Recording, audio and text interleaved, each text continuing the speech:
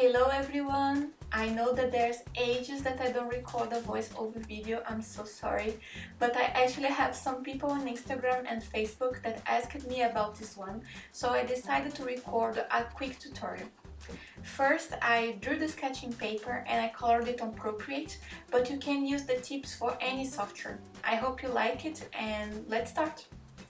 So the first thing I did was actually to draw the sketch.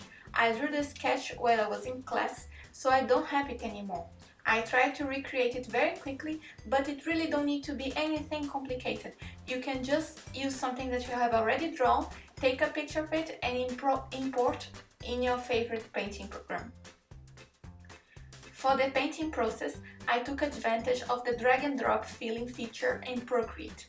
And if you don't know what is it, you can just fill large areas on Procreate by dragging the color to the area that you want to paint.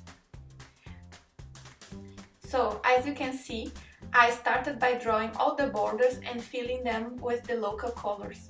I'm working a layer in the top of my drawing, then I set everything to multiply so I can actually see what's happening under. I start then to add the darker colors in the eyes, the nose and the lips. You will notice that the white in the eyes is not really white, it's like a beige. This will be very important when we will add the highlights. Then I blur some of the lines in the eyes to create some shadow, and I start to add some of the lights. The contrast here, they are not very high yet. Then I add the main light source coming from the left of the screen. I created a new layer and then I use the pale yellow set to overlay mode. This will brighten the entire left side, making it look like the light is coming from the side. In another layer, I set the layer to multiply and I add the shadows and then I blur everything using the smudging tool. I don't like to use gradients to do this because they look too perfect, so I really prefer to smudge everything manually.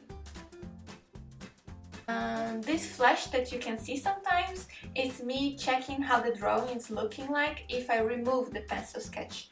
As the photo is a bit dark, the entire illustration looks much lighter without this layer.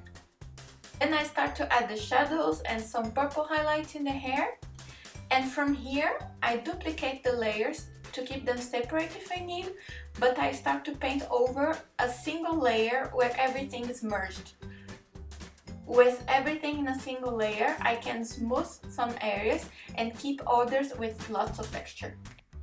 Then I add some final highlights, and every time I have a change of planes, like in the nose or in the neck, I use a strong highlight to make the area come apart from the others.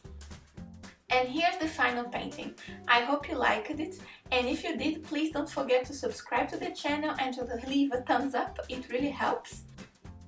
As a final tip, if you like this realistic lighting with a very sketchy style, as I did, the secret to do it is to start with a very small sketch. The sketch that I used is not bigger than like 5 centimeters.